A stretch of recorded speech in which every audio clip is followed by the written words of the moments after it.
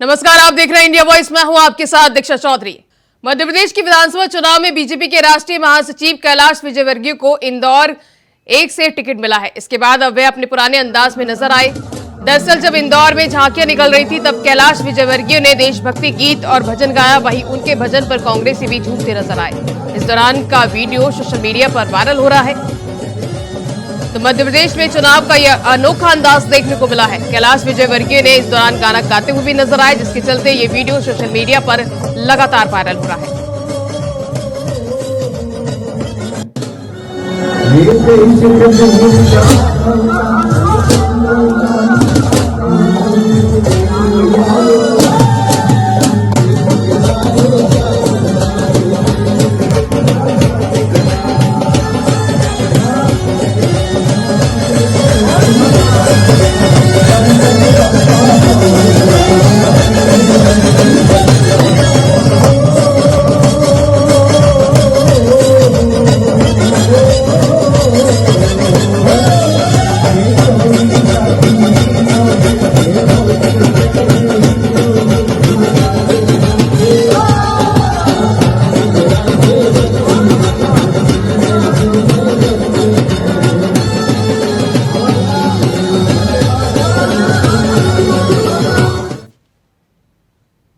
उत्तर प्रदेश के कई जिलों के जिलाधिकारियों के तबादले हुए हैं, जिसमें महाराजगंज के जिला अधिकारी सत्येंद्र कुमार को बाराबंकी का जिला अधिकारी बनाया गया है, तो झांसी के जिला अधिकारी रविंद्र कुमार को बरेली भेजा गया है।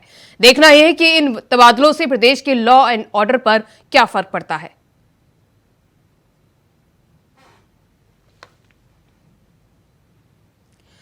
वहीं दिल्ली में फिलीपींस में मिस यूनिवर्स की प्रतियोगिता 1 अक्टूबर से शुरू होने वाली है, जिसमें दुनिया भर की कई देशों की महिलाएं इसमें हिस्सा लेती हैं। जिसके साथ ही इसमें भारत का प्रतिनिधित्व उत्तर प्रदेश के कानपुर की रहने वाली कल्पना शुक्ला करने जा रही हैं। फिलीपींस जाते समय कल्पना शुक्ला ने दिल्ली एयरपोर्ट पर मीडिया से बात की, जिसमें उन्होंने कहा कि 8 अक्टूबर को इस प्रतियोगिता का रिजल्ट आएगा, जिसमें भारत की जीत होगी।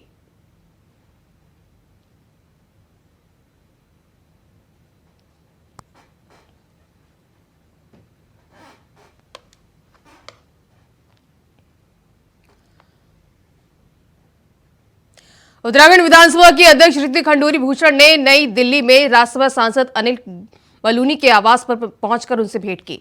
साथ ही इस दौरान कोटद्वार और दिल्ली के बीच रेल संचालन की स्वीकृति दिलाने को लेकर बातचीत की गई। साथ ही राजा भरत वालिस काल के चित्र भेंट कर और शॉल उड़ाकर राज्यसभा सांसद का आभार व्यक्त किया गया।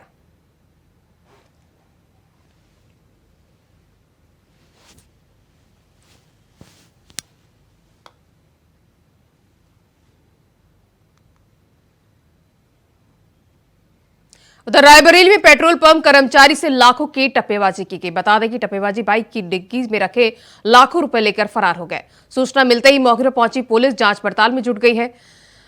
वहीं 2 लाख रुपए की बताई जा रही है। घटना महाराजगंज कोतवाली क्षेत्र की बताई जा रही है। तो रायबरेली से मामला सामने आया है, जहां पर पेट्रोल पंप कर्मचारी से लाखों रुपए की धोखाधड़ी की गई है।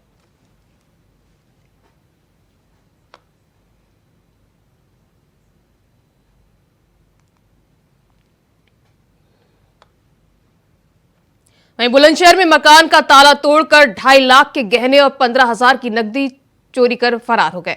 बता दें कि पीड़ित ने पुलिस को शिकायत पत्र दिया है। सूचना मिलते ही मौके पर पहुंचकर पुलिस घटना की बारीकी से जांच पड़ताल में जुट गई है। घटना बुलंदशहर के नरसैना थाना क्षेत्र की चौकी बुक्सरासी कस्बा मोहल्ला रोपन गांव की बताई जा रही है। तो बुलंदशहर से मामला सामने आया, जहां चोरों के हौसले बुलंद है। मकान का ताला तोड़कर करीब 2.5 लाख की चोरी करके चोर मौके से फरार हो गए।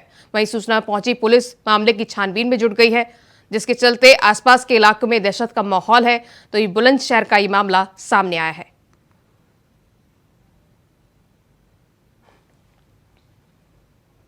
अब बात करते हैं हरियाणा की। हरियाणा के फरीदाबाद के विधानसभा क्षेत्र के सेक्टर 12 में पन्ना प्रमुख सम्मेलन का 1 अक्टूबर को आयोजित होने जा रहा है। फरीदाबाद विधायक नरेंद्र गुप्ता ने प्रेस कॉन्फ्रेंस कर इसकी जानकारी दी। विधायक नरेंद्र गुप्ता ने बताया कि सम्मेलन में मुख्यमंत्री मनोहर लाल, भाजपा प्रदेश प्रभारी विप्लव देव और केंद्रीय राज्य मंत्री कृष्णपाल गुर्जर शामिल होंगे। स्वागत है, पंजीकरण का काम हम पूरा कर लेंगे। सभी पन्ना प्रमुख हमारे साथीगण 9 बजे तक पंडाल में पहुंच जाएंगे। स्वागत के बाद अल्पाहार का कार्यक्रम है। 1 घंटे के बीच में पूरा समय अल्पाहार के लिए मिलेगा। 10 बजे सम्मेलन स्टार्ट होगा।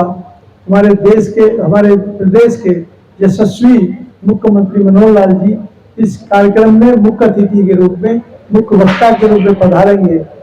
10 बजे से 12 बजे तक का सम्मेलन का कार्यक्रम होगा, जिसमें हमारे चौधरी केशवपाल जी गुर्जर, जो यहाँ के सांसद हैं और केंद्र में मंत्री हैं, वो भी कार्यक्रम में मौजूद रहेंगे। उधर मोतिहारी में राजद के अति पिछड़ा वर्ग सम्मेलन में विवाद हो गया। विवाद प्रदेश उपाध्यक्ष विनीत श्रीवास्तव और कल्याणपुर विधायक मनोज यादव के बीच हुआ। विवाद इतना बढ़ गया कि विधायक मनोज यादव मारपीट के लिए मंच से कूद पड़े। वहीं अपमान के बाद विनोद श्रीवास्तव अपने आंसू नहीं रोक सके और फूट फूट कर रोने लगे।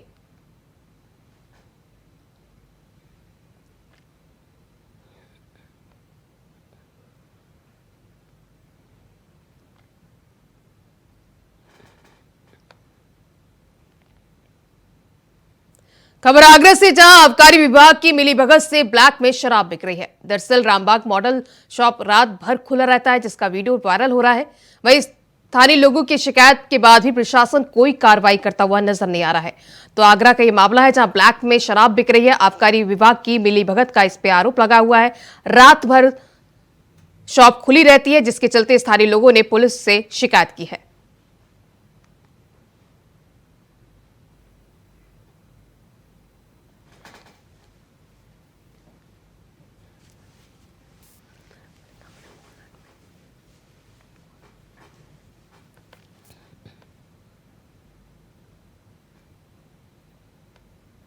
उधर पूर्वी दिल्ली के नगरी इलाके में चोरी के शक में बीती 26 सितंबर को इसार नाम के शख्स के खंभे से बांध कर पीट कर हत्या कर दी गई। इसी को लेकर कांग्रेस के तमाम कार्यकर्ताओं के साथ इमरान प्रतापगढ़ी मृतक परिवार से मिलने पहुंचे। इस दौरान इमरान प्रतापगढ़ी ने मृतक इसार के परिवार को इंसाफ दिलाने का आश्वासन दिया और 50,000 मृतक परिवार को आर्थिक मदद का भी ऐलान किया। इसके साथ ही बीजेपी पर भी उन्होंने निशाना साधा।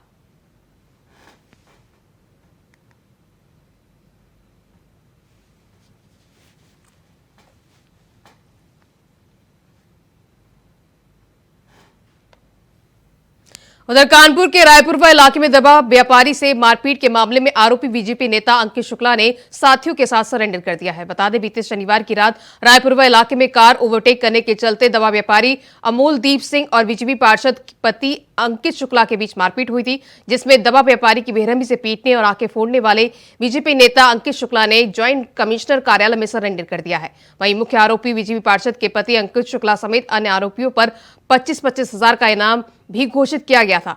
अंकित शुक्ला की पार्षद पत्नी सौम्या शुक्ला ने उनके पति पर लगे सभी आरोप झूठे बताए हैं।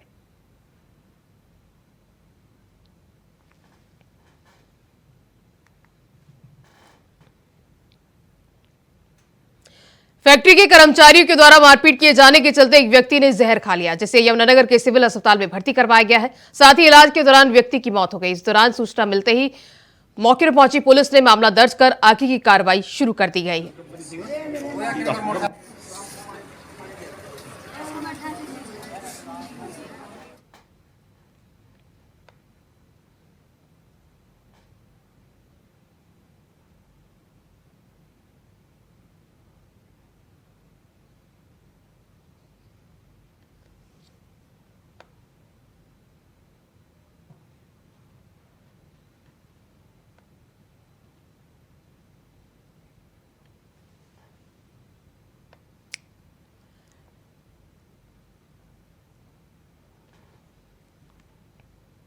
उधर हरदोई से दर्दनाक घटना सामने आई है, जहां 6 साल की नाबालिग के साथ दुष्कर्म करने का मामला सामने आया है। जानकारी के मुताबिक गांव के ही युवक पर मासूम के साथ रेप करने का आरोप लगा है।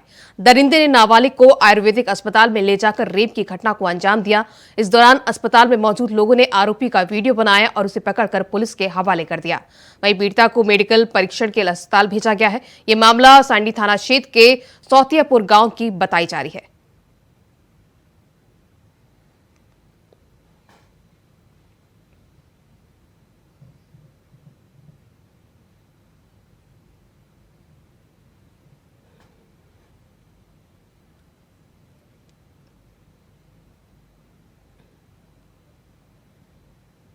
अब बात करते हैं राजस्थान की। राजस्थान के डूंगरपुर के बिछलीवाला थाना पुलिस ने अवैध शराब से भरी कार जब्त की है। पुलिस ने 26 कार्टून अवैध शराब को जब्त किया है, जिसकी कीमत लगभग 2 लाख रुपए बताई जा रही है। बता दें कि पुलिस को आता देख आरोपी कार छोड़कर फरार हो गए। फिलहाल पुलिस ने मामला दर्ज कर आरोपी की तलाश में जुट गई है।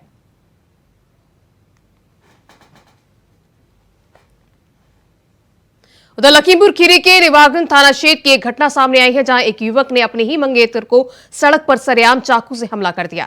हमले में युवती गंभीर रूप से घायल हो गई, वहीं आरोपी मौके से फरार हो गया, जिसके बाद युवती को जिला अस्पताल में भर्ती करवाया गया है। वहीं पुलिस ने मामला दर्ज कर जांच शुरू कर दी है।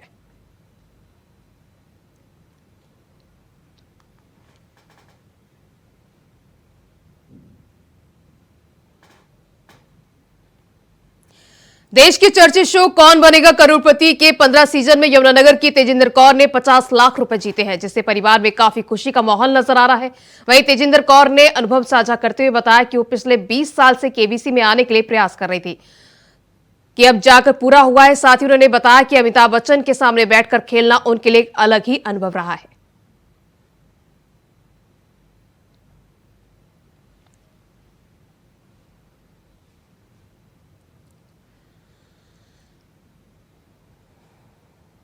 दिल्ली के मुख्यमंत्री अरविंद केजरीवाल ने शुक्रवार को दिल्ली के विंटर एक्शन प्लान का ऐलान कर दिया है। सर्दियों में होने वाले प्रदूषण को कम करने के लिए सरकार ने 15 पॉइंट का एक्शन प्लान जारी किया है। इसके तहत कई नियम बनाए गए हैं। सर्वाधिक प्रदूषण करने वाले 13 हॉटस्पॉट की पहचान की गई है।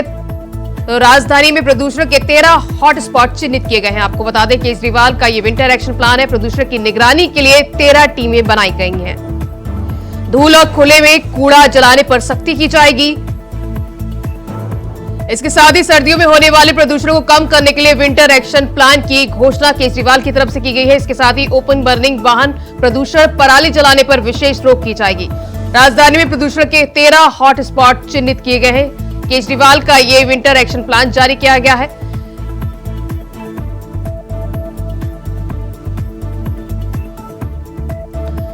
तो आइए आपको सुनवाते हैं केजरीवाल ने क्या कुछ कहा है। पंजाब का डेटा ये दिखाता है कि 6-7 महीने में जो भी स्टेप्स लिए गए थे उससे 30% उसके पहले साल के मुकाबले 30% पराली कम जली थी। ये सरकारी आंकड़े बताते हैं। इस साल भगवंत मान सरकार ने कई सारे स्टेप्स उठाए हैं। एक है डाइवर्सिफिकेशन ऑफ क्रॉप्स, कि आप चावल की जगह दूसरी क्रॉप उगाइए, उससे पानी भी बचेगा पंजाब का और उससे स्टबल बर्निंग भी वो होगी। XC2 मैनेजमेंट जो है स्टबल बर्निंग का, उसके लिए डिस्ट्रिक्ट वाइज कुछ कंपनीज ने आगे आके, इंडियन ऑयल है, एक जर्मन कंपनी है, उन लोगों ने आगे आके कुछ डिस्ट्रिक्ट्स को, जैसे इंडियन ऑयल ने शायद संगरूर को अडॉप्ट किया है, तो वो पूरी की पूरी उस डिस्ट्रिक्ट में जितनी स्टबल होगी वो उसको खुद लेके जाएंगे ट्रांसपोर्ट, और उसको बिजली में या खाद में कन्वर्ट करेंगे। तो इस तरह के कई सारे और स्टेप्स लिए गए हैं। पहली चीज तो मैं ये क्लियर कर दूं कि आम आदमी पार्टी इंडिया अलायंस के प्रति कमिटेड है, और आम आदमी पार्टी बिल्कुल किसी भी हालत में इंडिया अलायंस से अलग नहीं होगा, और अलायंस के धर्म को निभाने के लिए हम पूरी तरह से कटिबद्ध हैं। कल मैंने सुना था कि नशे की वजह से किसी पर्टिकुलर नेता या किसी पर्टिकुलर व्यक्ति को पंजाब पुलिस ने गिरफ्तार किया था। मेरे पास डिटेल्स नहीं है, डिटेल्स के लिए आपको पंजाब पुलिस से बात करनी पड़ेगी। They can only provide you the details of the case, why he was arrested etcetera. Madhya Pradesh का प्रयोग क्या यूपी में भी होगा? जब से एमपी में सांसदों की विधानसभा चुनाव की टिकट की गुगली बीजेपी ने डाली है, तब से एमपी के दिग्गजों के साथ ही यूपी में भी सांसदों की रातों की नींद नदारत है। बीजेपी की सभी 80 सीटों पर जीत का लक्ष्य तय है, और ऐसे में कमल को खिलाने के लिए तैयार खाद में कोई भी मसाला कमजोर हो, ये बीजेपी के आला कमान को मंजूर नहीं। इसलिए उमदराज सांसद कानपुर के सत्यदेव पचौरी से लेकर रीता बहुगुणा जोशी और हेमा मालिनी से लेकर संतोष गंगवार, सभी के खेमे में संशय का दौर जारी है। देखिए रिपोर्ट। एमपी में प्रयोग, यूपी में टेंशन। क्या एमपी वाला सियासी प्रयोग यूपी में भी होगा? यूपी बीजेपी सांसदों की क्यों बड़ी टेंशन? कई मौजूदा सांसदों का कट सकता है टिकट। तो मध्य प्रदेश की सियासत की तपिश उत्तर प्रदेश की सियासी फिजाओं में अब महसूस होने लगी है। भले ही बीजेपी आलाकमान ने दिल्ली से आदेश जारी कर मध्य प्रदेश के रण में अपने सांसद और केंद्रीय मंत्रियों को विधायकी का टिकट थमाकर चुनावी मैदान में उतारकर सबको चौंका दिया, मगर अब इसका सियासी असर देश के सबसे बड़े सूबे उत्तर प्रदेश पर पड़ता हुआ दिख रहा है। आलम यह है कि कई सिटिंग सांसद और मंत्रियों का दिल अब इस गम से बैठा जा रहा है कि कहीं आलाकमान ऐसा ही कोई प्रयोग उत्तर प्रदेश में न कर बैठे, खास तौर पर वो सांसद जिनका परफॉर्मेंस बेहद खराब है या फिर औसत दर्जे का है।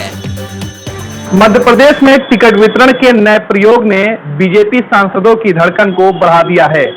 मध्य प्रदेश बीजेपी नेतृत्व ने जिस तरीके से टिकट वितरण किया है, उसने कहीं ना कहीं बीजेपी सांसदों की नींद उड़ा दी है। विशेष तौर पर उन सांसदों की जिनकी रिपोर्ट बीजेपी के आंतरिक सर्वेक्षण में पार्टी के अनुकूल नहीं आई है। ऐसे में इन सांसदों को डर है कि अगर इसी प्रयोग को बीजेपी ने आने वाले लोकसभा चुनाव में किया तो उनके नाम का कटना तय माना जा रहा है। कैमरामैन राहुल के साथ मैं प्रियम पाठक, इंडिया वॉइस, लखनऊ। उत्तर प्रदेश के लोकसभा से 80 सांसद चुनकर आते हैं और 2024 के लोकसभा चुनाव में बीजेपी ने प्रदेश की सभी 80 सीटों पर चुनाव जीतने का लक्ष्य रखा है। बकायदा राज्य की सभी 80 सीटों पर जीत हासिल करने के लिए बीजेपी एक साथ कई मोर्चों पर तेजी से काम करना शुरू कर चुकी है। आरएसएस भी एक्टिव हो चुका है। पार्टी का फोकस 2019 में हारी हुई 16 लोकसभा सीटों के साथ साथ उन सीटों पर भी है जहां से बीजेपी के सांसद लगातार जीत रहे हैं। खास तौर पर उन सीटों पर जहां से एक ही नेता ने लोकसभा का पिछला दोनों चुनाव जीता हो। ऐसे में बीजेपी सांसदों के दिलों की धड़कनें बढ़ी हुई हैं। और आप देखिए कि लगभग 19 साल में हमने मध्य प्रदेश के ऊपर और मध्य प्रदेश के चेहरे पर एक जो बदनुमा दाग लगा हुआ था बीमारू राज्य का, उसको हटाकर हमने उन्नत राज्य की श्रेणी में ला दिया। अब हमारा लक्ष्य क्या है कि इसको विकसित राज्य बनाना है और विकसित राज्य बनाने के लिए सबसे अच्छे हीरे हैं हमारे पास, हम डेफिनेटली उनसे काम लेंगे और यही हमको दिख रहा है। लेकिन मुझे ये लग रहा है कि हमें कल रात से जो कांग्रेस पार्टी की प्रतिक्रिया देख रहा हूं, ऐसा लग रहा है कि वो तो एक ट्रोलर की तरह काम कर रहे हैं। मतलब कांग्रेस मध्य प्रदेश का जो आधिकारिक वेरीफाइड अकाउंट है वो भी एक ट्रोलर के भांति काम कर रहा है। मैं तो उनसे कहता हूं कि हमारे पास नेता है, हमारे पास चेहरे हैं, हमारे पास नेतृत्व है, इसलिए हमको लड़ा रहे हैं। आपकी हैसियत हो तो उतारे दिग्विजय सिंह जी को, अरुण यादव को, सुरेश पचौरी को, क्यों नहीं उतारते हो चुनाव में? भारतीय जनता पार्टी के लिए निश्चित रूप से बहुत कठिन समय है। इंडिया गठबंधन में जिस तरह से लोगों का विश्वास बढ़ा है और जिस तरह से आम जनता महंगाई, बेरोजगारी और महिलाएं सुरक्षा की समस्या को लेकर भयभीत हैं, वो दिखा रहा है कि भारतीय जनता पार्टी किसी भी तौर पर रूल करने के लायक नहीं है, वो राज करने के लायक नहीं है। इन्होंने लोगों से कहा था हम तुम्हें हर साल 2 करोड़ रोजगार देंगे, ये उसमें असफल हुए। महंगाई के तो रिकॉर्ड टूट गए हैं। 450 का सिलेंडर आज 1150 तक का छू करके वापस 1000 पर आया है। तो ये फेल हो चुके हैं हर मुद्दे पे। अब इन्हें लगता है कि लोकप्रियता के आधार पे ये अपने केंद्रीय मंत्री जैसे बड़े बड़े मंत्रियों को विधायकी लड़वाने जा रहे हैं। मध्य प्रदेश में जो ये एक एक्सपेरिमेंट करने जा रहे हैं, वो निश्चित रूप से इनके लिए वाटरलू साबित होने वाला है। 2019 के लोकसभा चुनाव में बीजेपी को 62 और उसके सहयोगी अपना दल को 2 सीटों पर जीत हासिल हुई थी। मगर ये सच है कि लोकसभा चुनाव में प्रधानमंत्री नरेंद्र मोदी पार्टी के सबसे लोकप्रिय चेहरे हैं। लेकिन लोकल स्तर पर सांसदों की लोकप्रियता और जनता से उनका जुड़ाव भी जीत और हार तय करता है। बीजेपी इससे पहले भी कई बार तमाम राज्यों में नेताओं के खिलाफ एंटी इनकम्बेंसी की धार को कुंद करने के लिए बड़े पैमाने पर अपने चुने हुए नेताओं का टिकट काट चुकी है और बीजेपी को इसका सियासी फायदा भी हुआ है। तो ऐसे में सवाल ये कि क्या वाकई में एमपी वाला प्रयोग अगर उत्तर प्रदेश में भी हुआ तो फिर किस किस के विकेट गिरेंगे, देखना दिलचस्प होगा। Bureau report, India voice, Lucknow. उधर केंद्रीय मंत्री मीनाक्षी लेखी ने कहा कि जब आपको ऐसा मुख्यमंत्री मिलता है जो प्रशासन को अपना कर्तव्य निभाने के बजाय लोगों पर दोषारोपण करता है तो अपराधियों को बढ़ावा मिलता है।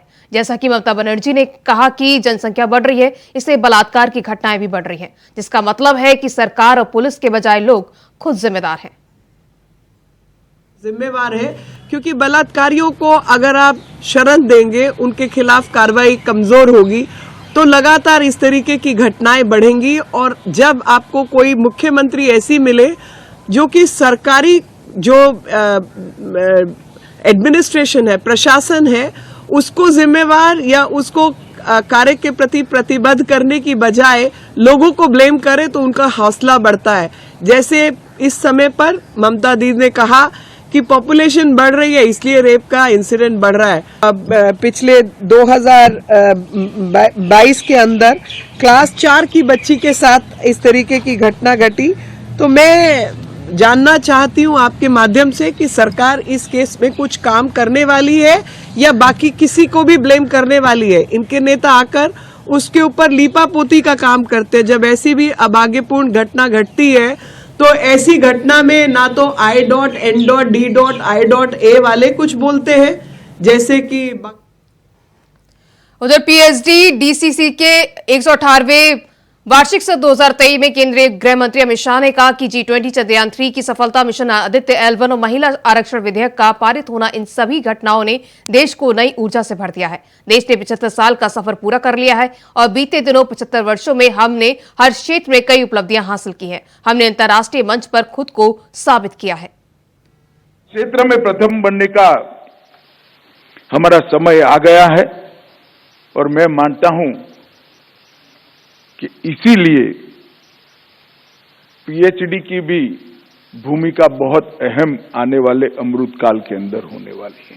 आपका 118वां सेशन ये आने वाले वर्षों में देश के ट्रेड और इंडस्ट्री की दिशा और दशा दोनों को निर्धारित करने के लिए निर्णायक होना चाहिए। और इसीलिए मैं तो बधाई देना चाहता हूं टीम को। इन्होंने थीम रखा है उभरता हुआ भारत, और यही समय है, सही समय है। मित्रों, आज जब हम यहां पर मिल रहे हैं आपके एनुअल सेशन के अंदर, ये हमारे अमृत काल की शुरुआत है, अमृत काल की भोर है। आजादी से अब तक देश ने 75 साल की यात्रा करी है। हर क्षेत्र में ये 75 साल में हमने ढेर सारी उपलब्धियां हासिल की हैं। क्रिटिक एनालिसिस करें तो भी हर क्षेत्र में हमने दुनिया में अपना लोहा मनाया है। और सबसे बड़ी उपलब्धि है कि इस 75 साल में हमारे यहां डेमोक्रेसी के रूट्स पाताल से भी गहरे करने में हमें एज अ कंट्री ये नाते सफलता है। परंतु देश के प्रधानमंत्री जी ने जब 75 साल का हम महोत्सव मना रहे थे, तब अमृत महोत्सव के वक्त उन्होंने कहा था कि 75 साल का गौरवगान तो करना ही है, मगर 2047 15 अगस्त को जब आजादी के 100 साल होंगे तब देश कहां खड़ा होगा, इसका लक्ष्य भी तय करना है और वो लक्ष्य को सिद्ध कर रहना है। तो फिलहाल इस बुलेटिन में बस इतना ही। खबरें लगातार जारी है। नमस्कार।